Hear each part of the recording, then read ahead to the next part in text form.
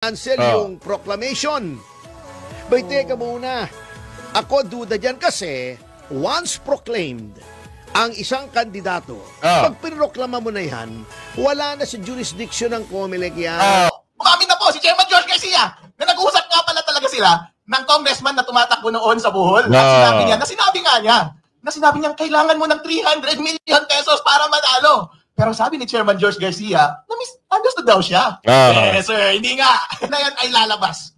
Meron po, napatunayan po na tumanggap na 25 million pesos mula sa isang local candidate. Nako! Ang problema, tumanggap din mula sa kabilang kandidato. Ang problema ngayon, sinisigil na, sir. Nasaan na? Yung ibinayad namin sa inyo, sabi, i-refund na lang daw. So, yun ang sinasabi ko. Pag napatunayan namin na naniwala ang Supreme Court sa aming mga allegations, mabigat ito na mga kalokohan na ginawa ng COMELEC. This is a ground for disbarment. Ang ginamit niya doon sa makina, hindi approved. Version 3.5. Illegal yon yung ginawa niya. Yan ang basis ng aking petisyon. Yes. Magandang hapon muli sa ating mga kasama. Nandito na naman si Kuya Goods nagbabalik. At syempre, kung di ka pa nakasubscribe, pa-subscribe na lang po at hit mo na rin yung bell para lagi kang updated sa ating mga video. Ombudsman, pinasasagot si Bibi Sara sa mga reklamo ng Kamara. Nako. Ito yung mga balita ngayon mga kasama. At ito Atty. Fanelo, pinabulaan na akusasyong magiging banta ang pansamantalang paglaya ni PRRD sa ICC. At ito ang sagot ni Atty. Respicio dito sa mga irregularidad na ginagawa ng mga taga-Melek-Melek. Abangan nyo. At pinapadisbar na ho itong si Melek-Melek Chair. Marami na ho ang mga kumikilos para panagutin itong si Melek-Melek Chair. Nako, Melek-Melek Chair. Nako, mukhang pagkakaisahan ka na. Oo. At siyempre may banat din si Atty. Topacio patungkol nga dito. Hindi naman COMELEC dapat ang magsasabi kasi naproklama na nga. 'Di ba? Wala nang pakialam dapat ang COMELEC pag naproklama na ang isang tao. Mantakin nyo naproklama na, nabawi pa. Ito lang bago tayo magsimula. Meron nung nag-comment sa atin na hindi talaga sila nakakatanggap ng notification. Ganito na lang po ang gagawin natin mga kasama. Para naman na mapanood nyo yung ating mga upload. Everyday po, tatandaan nyo, ang upload natin sa umaga, alas 8 ng umaga, at sa gabi po, alas 7 ng gabi. Pag wala ho kayo nakikitang notification sa inyong cellphone, kalkalihin nyo si YouTube. Hanapin nyo yung pangalan Kuya Goods. Ayun na po, makikita nyo po yung upload natin doon. At boss naman, naghihintay yung mga subscriber namin. Gusto lang makapanood ng mga maayos na balita. Maayos na reaction, maayos na mga komento. Diba? Baka naman, Hindi naman tayo galit. Gusto lang ng mga subscriber ko na mapanood tayo. Rekomenda mo naman tayo. Yan na. Boss, ikaw nang bahala. Ito na, simulan natin. Pero siyempre, nakalike ka na ba? Like mo muna yung video natin. Share mo na rin at hindi ka pa nakapag-subscribe, mag-subscribe ka na at hit mo yung bell at i-bell all nyo para meron man lang notification. Pero alam na natin, alam na ni boss yan. Baka naman boss, ipasok na natin to. Inutusan ng Office of the Ombudsman si Vice President Sara Duterte at siyam na iba pa mula sa Department of Education at sa Office of the Vice President na magsumite ng kanilang counter affidavit kaugnay ng reklamong inihain ng House of Representatives tungkol sa umano'y maling paggamit ng confidential funds. Batay sa kautosang nilabas at nakuha ng GMA Integrated News, binigyan ng 10 araw ang mga respondent mula sa pagtanggap ng order upang magsumite ng kanilang sagot pati na ang affidavit ng mga saksi at iba pang suportang dokumento. Ang utos ay kasunod ng reklamong isinampa ng Kamara nitong Lunes laban kay Vice President Sara at iba pa para sa mga kasong kinabibilangan ng plunder, technical malversation, falsification, perjury, bribery, at betrayal of public trust. Okay, ito na. Bigyan natin ng isang pahapyaw ito. So nangangahulugan, wala na si impeachment. Kung sakasakali. Kasi nasa ombudsman na eh. So ang mangyayari dito, magsusumiti si BP Sara ng counter affidavit, sa ombudsman, para magbigay siya ng mga, siyempre, magbibigay siya ng salaysay, o ano mga nangyari, at may ito mga ebidensya, at ang mga involved na tao, nasa ombudsman na. So kung nasa ombudsman na, wala na itong, impeachment na ito, kasi nasa ombudsman na eh. Goodbye impeachment na. Pwede ba yon? At ngayon, sasagutin ngayon ni BP Sara at lahat ng aligasyon ng mga bakulaw, mga balulong, na wala namang katotohanan. At ito, tandaan nyo, Ito ang tandaan nyo, na aligasyon, na binabato nila kay BP Sara, na 125 million na nilustay daw di umano. Ano ba ang sabi ng ombudsman diyan? Ano ba ang pagkakaintindi nyo doon sa sinabi ng ombudsman diyan? Ang confidential fund ay hindi dapat tinahalungkat. At saka sinabi na rin ng COA, walang nilustay. Ibig sabihin, dito pa lang, in favor na. Kanino? Kayo na lang bahala mag-isip, At doon naman sa mga bakulaw, mag-ready-ready kayo.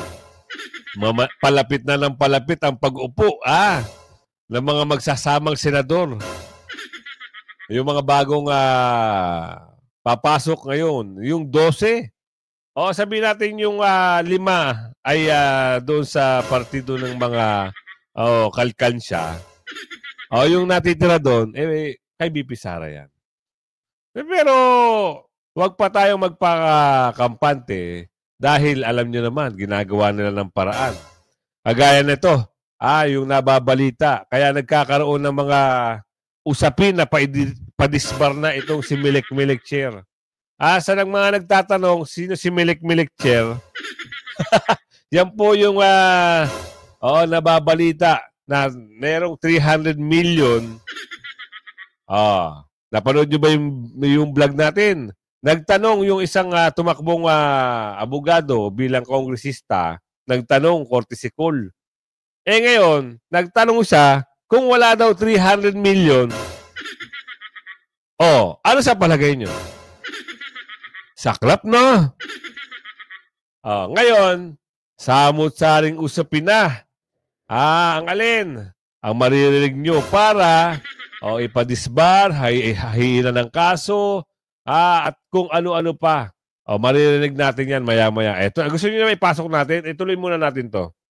May tuturing na ito bilang isang welcome development. At least sa ombudsman sa korte. Tama. May totoong due process. Tama. May sense of fairness. Latagan ng ebidensya at pagpapatunay. Sa hindi na kailangan ng impeachment. Goodbye impeachment na. Mag-iyakan na kayo. Mag-iyakan na yung mga taga-mountain. Saklap hindi na kayo inintindi ngayon. At saka wala na kayo. Kaso ang problema mga kasama, dito ako nabubuwisit papasok ko muna yung kay Atty. Topacio para mas maganda maintindihan natin. Ano yung ginawa nitong Milik Chair? Bakit nakailang pa siya? Dito, na-elect na, binawi pa. Dapat wala ka ng saysay dyan. Hayaan mo na kung magpapile sila ng motion o magpapile sila ng reklamo, diba? Dapat hindi na dito sa inyo. Dapat sa korte na o saan man banda. Diba? Ito, pasok natin. Para maliwanag Kinancel yung proclamation. Teka muna. Ako duda dyan kasi once proclaimed ang isang kandidato, pag pinroklama mo na yan, wala na sa jurisdiction ng COMELEC yan. Kita nyo? At magtatrabaho nasa HRET na yan with respect to the qualifications of a candidate na naging congressman. Ang labo ginagamit na naman yung COMELEC para pahirapan yung mga kalaban ng pamahalaan. Sobrang labo, attorney. Sobrang labo. Nakakadismaya. Bakit nila ginagawa yun? Panalo na. Ito pa, mantakin nyo ha. Oo, isang mayor ng Cavite sa Silang ata, kung di ako nagkakamali. Correct nyo lang ako kung nagkamali ako ha. Ganon din ang ginawa. Dinisqualify din. Anak naman ng tipaklong oh. Ano na lang ang aasahan mo dito kung halimbawa yung eleksyon na yan, namamanipula nila. Ano ang sabi rito ni Atty. Respicio? Ha? At saka ni Atty. Belica rito. Atty. Belica ba? Abogado ba si Belica? Sorry hindi ko kasi familiar kung abogado siya o hindi. Pero si Atty. Respicio, ipasok mo. Sa pag-invite kay Atty. Harold Respicio dito sa forum na ito upang pag-usapan ang mga pagkakamaling nangyari ngayong eleksyon na ito para hindi na maulit sa 2028. Latest po, umamin na po si Chairman George Garcia na nag-uusap nga pala talaga sila ng congressman na tumatakbo noon sa Bohol. At sinabi niya kailangan mo ng 300 million pesos para manalo. Pero sabi ni Chairman George Garcia, na-misunderstood daw siya. Sir, hindi nga. Kasi kapag papakinggan mo, kailangan mo ng 300 million pesos para manalo. Parang extortion yan, no? Parang nagsasuggest, nabayaran mo na lang ako ng 300 million pesos para manalo ka ngayong eleksyon. Dayain na lang natin ngayong eleksyon. Pero misunderstood daw si Chairman. Ang ibig sabihin daw niya, yun daw ang magagastos mo sa eleksyon na ito para manalo. Pero sir, ang allowed na gastos lang ng isang congressman ay 3 pesos kada botante. At 300,000 lang ang botante doon sa distrito niya. Ibig sabihin, ang gastos, 900,000 lang dapat. Bakit mo sinabing 300 million? Sir, hindi nga. Sir, pagkatapos ng pag-file namin sa Supreme Court, marami pong lumalapit na report kay Atty. Harold Respicio na pareho po ang experience. At sir, merong na-record na mataas na opisyal doon sa COMELEC. Huwag muna nating banggitin ngayon. Ang record na yan ay lalabas. Meron po, napatunayan po na tumanggap na 25 million pesos mula sa isang local candidate. Nako! Problema, tumanggap din mula sa kabilang kandidato. Ang problema ngayon, sinisigil na, sir. Nasaan na? Yung ibinayad namin sa inyo, sabi, i-refund na lang daw. Pero daw, ang problema, nabayaran na daw yung mga ibang commissioner. Abangan po ninyo, lalabas po yung recorded na video na may leakage mga kasama. 25 million ang binayad dito kay Milik Chair. Wow! Easy money, ha? Anak kayo ng bugi. Ang sama-sama nyo! Sit kayo? Talagang totoo pala? Sabi katabi ni Atty. Respicio, galit na oh. Di ba? Sino ba hindi magalit? Baka yung sa Maynila, malaki ang hatag. Ginawa ng paraan. Mag-isip nga mga kasama. Di ba? Baka nagawa ng paraan dahil sa laki ng binigay, di umano. Anak kaya ng tipaklong, ha? Ang problema po, sabi, bawi na lang ako sa protest. Nag-protest ka naman Kaya pala nagkabali-baliktaran na yung resulta ng eleksyon ngayon. May nanalo, nakasingil na yung nagbayad, pero babalik ka rin sa huli para mabayaran din yung kabila. Wow! Nako. Mga taga-COMELEC, ano ba naman yan, sirs? Ngayon po, pinag-uusapan po natin ang mga pagkakamaling nangyari ngayong eleksyon na ito. Kung titignan po natin itong context na ito, mga aligasyon na pambabayad sa COMELEC, at doon sa obserba mismo doon sa ground na irregularity sa pagpapatakbo ng eleksyon, everything comes together. Ang una pong obserbasyon ay yung maling paggamit ng software. Ang sabi po ng batas, ang software na dapat tatakbo sa makina ay yun ang ma-audit. Pero iba po yung inilagay sa makina. Kapag iba na po ang version at iba na po ang hash ng software na yun, iba na po yung nandun sa loob ng makina. Chairman George Garcia, tanong ko po sa inyo, nandun ba sa loob ng software yung daya? Ipakita mo na lang kaya yung software, i-open source mo at kami ang mag-aral, makita natin kung ano ang nasa loob. Yari ka ngayon! Ang isa pong pagkakamali na naobserbahan ay yung transmission. Ang sabi po ng batas, dapat dire-diretso mula sa independent automated counting machines papunta sa mga servers. Sabay-sabay, COMELEC servers at sa mga transparency servers. Para nga naman kapag nandaya ang COMELEC, huli ka agad ng mga transparency server. Pero inamin mismo ni Chairman George Garcia, kinokulit pala nila bago magpadala doon sa mga transparency server at pinapadala nila cumulative every 15 minutes. Anong ibig sabihin po nito? Na manipulate po yung data mula sa mga automated counting machines bago pumunta sa mga server. Labag po yan sa batas, illegal po yan. At yun po yung dahilan kaya pinapadisbar natin si Chairman George Garcia at mga commissioner. Yun po ang dahilan. Kaya nananawagan tayo sa National Bureau of Investigation para investigahan ang kanilang illegal na paggamit ng software, illegal na paggamit ng computer equipment na nag-interfere sa ating election process. Dahil yan po ay krimen. Yan po ay paglabag sa batas ng eleksyon. At kayo mga commissioner, kayo ang responsible ng pag-implement yan. Dapat po kayong makulong. Yan. Ngayon po, itong suggestion ng grupo ni Mr. Greco Bilgega na gumawa ng manual counting alongside sa automated counting machines at gumamit ng blockchain para secure yung transmission at ma-maintain yung integrity ng data, consistent po yan para maiwasan itong mga nangyari na daya na ito.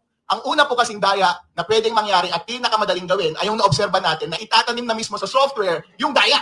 Kasi baka nasa 3.5 na mismo yung daya. Pero kapag manual counting mo yan, syempre, nawala na yung opacity. Transparent na. Makikita na natin mismo yung mga balota. Ang tao po, kapag binidyo mo dyan, yung mga election board, yung mga watcher, makikita nila, yung mga balotang binabasa nila, nakikita natin kung nandaraya, makikita natin kung totoo ba talaga yung bilang. Kaya yung problem number 1, maiiwasan po kapag ginawa natin yung manual counting sa araw ng eleksyon. Ang pangalawang problema po ay yung problema sa transmission at pag-maintain ng database. Masosolve po yan ng blockchain. Kasi po ang solusyon ni Mr. Belgica ay diretsyo mula sa automated counting machine, diretsyo kaagad sa blockchain.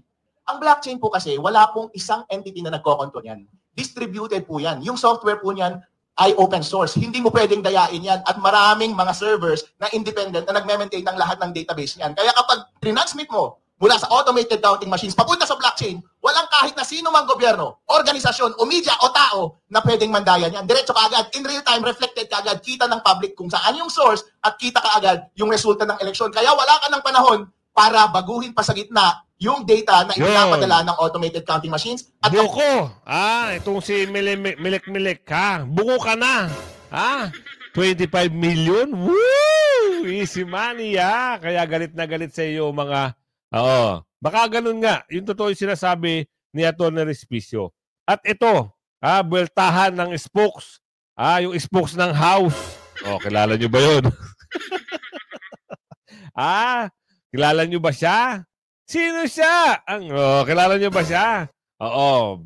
Binardagol na ni Ate Amy. Naku. Hindi ka mananalo dito, senadora ito eh. Oo, ikaw ay tagapagsalita pa lamang. Alamin mo muna ang kalidad bago mo banggain itong si Ate Amy. Eto, usapin dito. Ano kaya yon? Pasok! Sinagot ni Senador Amy Marcos ang mga tirada sa kanya ng tagapagsalita ng Kamara na si Atty. Princess Abante. Ito ay matapos... Ang layo ng pagmumukha nilang dalawa, no? Ang layo ng diferensya. Tingnan mo yun, ha? Tingnan nyo, ha? Para naman na... tuloy. Sinagot ni Senador Amy Marcos ang mga tirada sa kanya ng tagapagsalita ng Kamara. Di ba?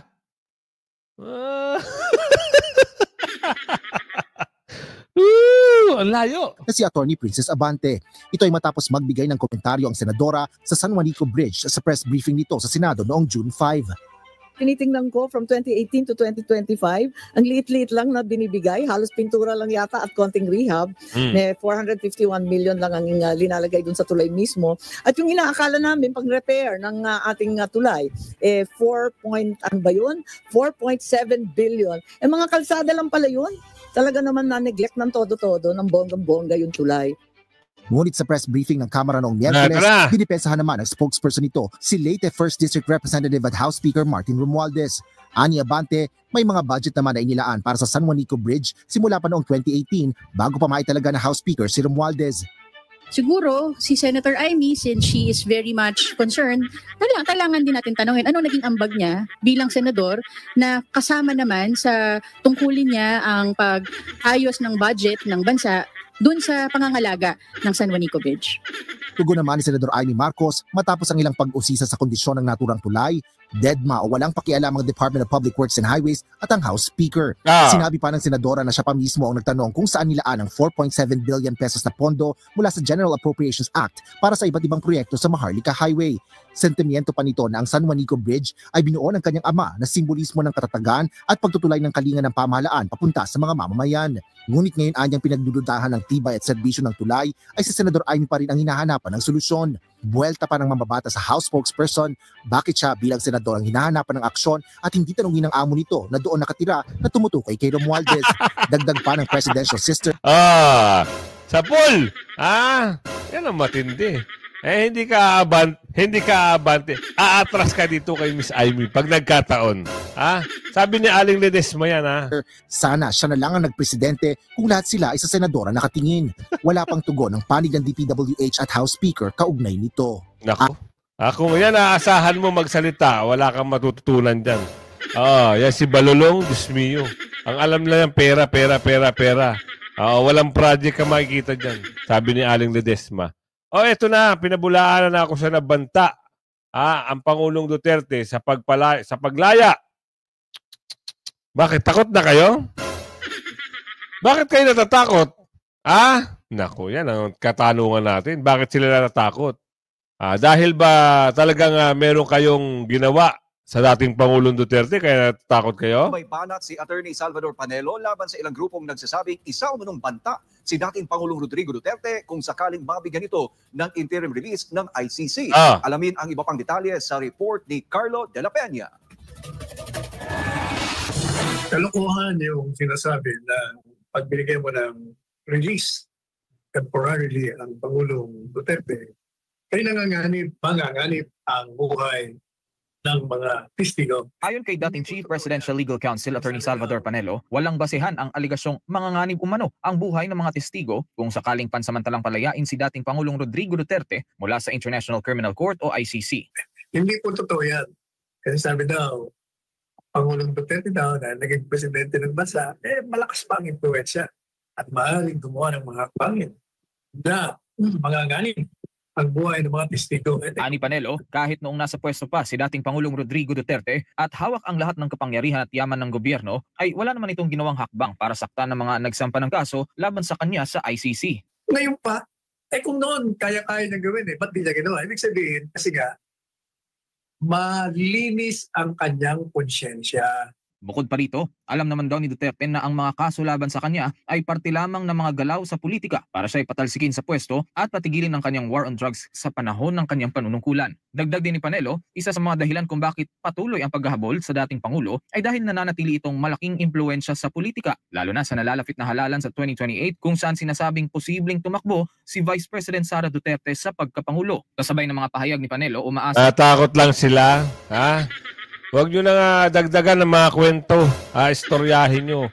Dahil ginawa nyo ng hindi maganda ang Pangulong Duterte, kaya natatakot kayo. Pero siyempre, babawi naman lahat Babawi naman si Bibi Sara sa inyo Sa 2028, babawi yan. Sabi ni Aling Lorraine. Relax lang kayo. Wait, there's more. Hindi pa rin tapos ang usapin dito kay Milemelec Chair. Dapat si Chairman mag-resign na. Ginulo niya ang buong Pilipinas. Halos totoo naman sinasabi nito ni Sir. Kung hindi ba naman nababalita, kung ilang milyon ng usapin, mantakin nyo 25 million. Binayad. Natalo. Sinisingil siya. Wala masabi. Lalabas lahat ng kabahuan.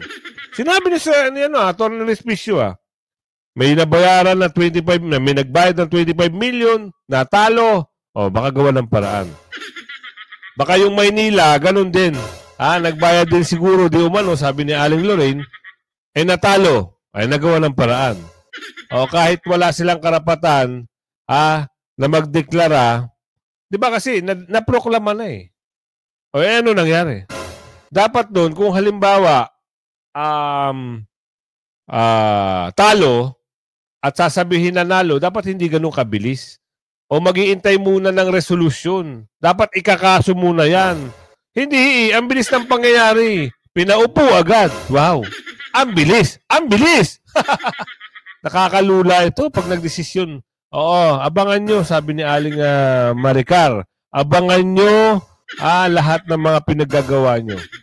Pag na-disbar ka na, sabi ni Aling Ledesma, sigurado shoot ka sa banga. Lahat ng mga kalokohan, ayun, Aling Ledesma, parang ibang klase ka magsalita ganun lang, pagbabayaran lang nila yan. Madisbar, tapos mahalungkat lahat ng mga tinatago na pera sa ibang bansa, sigurado. May kulong yan, sabi ni Aling Lorraine dito. Dapat kung akong tanungin mo, dapat si Chairman George mag-resign Yan yan. Wala siyang ginawa kung hindi ginulo niya ang buong Pilipinas. Ang violation ng COMELEC, ganito. Pinadaan niya yung election resort sa hindi diretso sa transparency servers, kundi pinadaan sa isang intermediary server. bawal din yan. Labag sa batas yan. Hindi lang labag sa batas, violation pa yan sa anti-cybercrime law. So yun ang sinasabi ko, pag patunayan namin na naniwala ang Supreme Court sa aming mga allegations, mabigat ito na mga kalokohan na ginawa ng COMELEC. This is a ground for disbarment. Ang ginamit niya doon sa makina na hindi approved, version 3.5. Illegal yon yung ginawa niya. Yan ang basis ng aking petisyon. Makakapanayan po natin ang petitioner po o naghahain ng petisyon sa Korte Suprema kahapon at tumakbo din bilang kongresista dyan po sa Bohol. Ang kanya pong petisyon ay ipadisbar itong si COMELEC Chair George Garcia. Makakapanayan natin si Attorney Jordan Pizaras, Attorney Maadjong Gabii, Admar Vilando. Kasama po si MJ Mondihar. Mayong gabi, sir. Mayong gabi nito si MJ. Yan si Attorney Pizaras. Siya yung tumakbong kongresista na sinabihan, kung wala kang 300 million, yun sabi sa video. Ano bang pagkahiwatig mo dun? Pinaliwanag ni Atty. Respicio lahat na kailangan mo lang ay gantong amount. Di ba?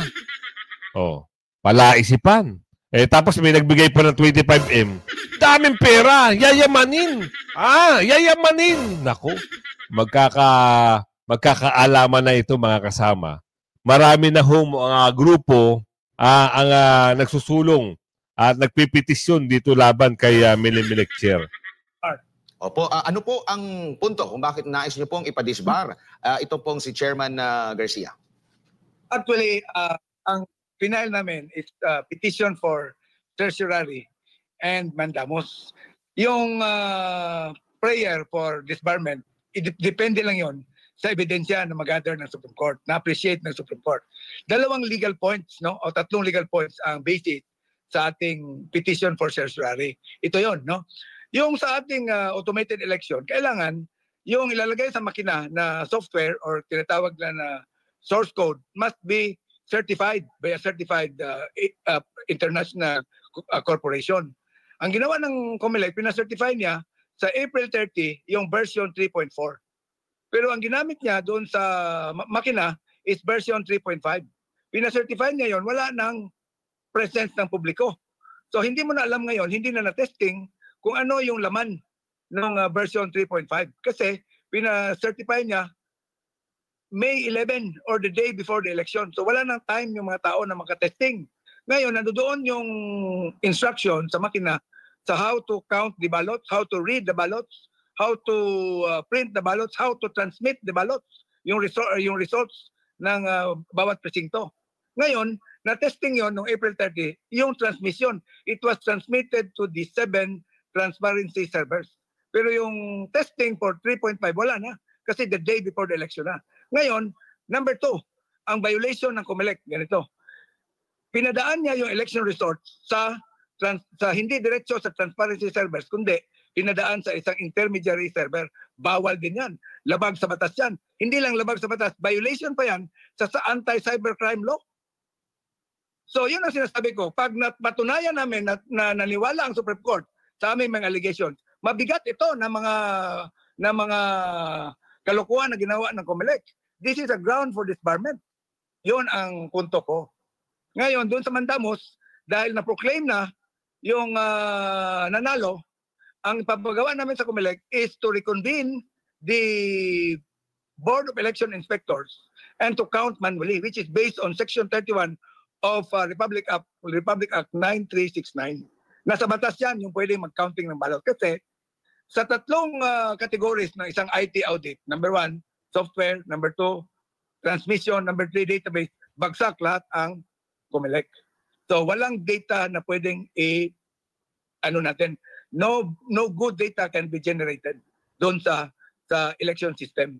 So yun ang sinasabi ko na yan ang final namin sa COMELEC, sa Supreme Court kahapon.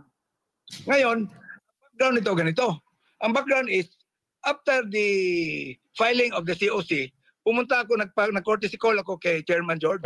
So, Chairman, I'm a newcomer sa politika. I want to serve. I want the all election laws to be followed. Ang sagot niya, ilan ang registered voters sa inyo? Sabi ko, mga 300,000 po. Kailangan mo ng 300 million dyan. Sabi niya sa akin. Nahulog ako sa upuan ko. Isipin niyo mga kasama, siya yung tinutukoy. Siya yung natalo. At siya yung, 300 million. Smiyo? Saan? Saan ilalagay yung 300 million? 2 bulsa? Sabi ni Aling Lorraine, saklap naman. Diba? Bro nyo, pag ganito ang mamumuno at magmamando pagdating ng eleksyon, sigurado. Nakita nyo yung pagmumuka, Baka perang hinihigaan ito ngayon, sabi ni Aling Ledesma. Opo. Hello? Opo, sige, go ahead po, sir. O nahulog ako, wala. Masabi, anong klase kung Comelec chairman ito? Nagpaparilig ba siya? Wala na akong masabi na maganda. So, zipper na lang yung bibig ko. Hindi na ako nagsalita hanggang nagpaalam. Attorney, hindi niyo po ba tinanong siya o nilinaw kung para saan yung 300 million? Kasi, halimbawa, pag sinasabi naman talaga ng ibang mga politiko na kung gusto mong tumakbo sa pagka-presidente, kung gusto mong tumakbo sa pagka-senador, kailangan mo ng daan-daang milyong piso, wala akong ganyang pera. Nalinaw ba or meron ba siyang sagot or nasubukan niyo bang tanong para saan yung 300 million? Kung kayo lang naman dalawa ang nag-uusap during that time ba? May witness. May witness sa kwento namin. Nako. Pagkatapos, alam mo, pag chairman ka ng Comelec, alam mo dapat na ang batas, mayroong batas na nagsasabi, pag ikaw ay kandidato na may political party, hanggang 3 pesos ka lang per registered voter. Pag ikaw naman ay tumakbo na walang partido, 3 pesos. Or 5 pesos pala, 5 pesos. 3 pesos pag may party, pag walang party, 5 pesos. Chairman ka eh. Buti kung taga-kanto boy ka lang na hindi mo alam yung batas. Chairman ka, you're supposed to implement all election laws in the Philippines. Kita nyo na. Nagkakaunti-unti na hong nahihimay itong problema. Biruin nyo milyon ang usapan. At yung bagong pasabog ni Atty. Respicio. Yan ang tututukan natin. Kaya kung umabot ka sa video natin ito, sabi mo saan lugar ka. Shoutout sa'yo ng bonggang-bongga. At like and share ng video hanggang sa muli. Bye-bye!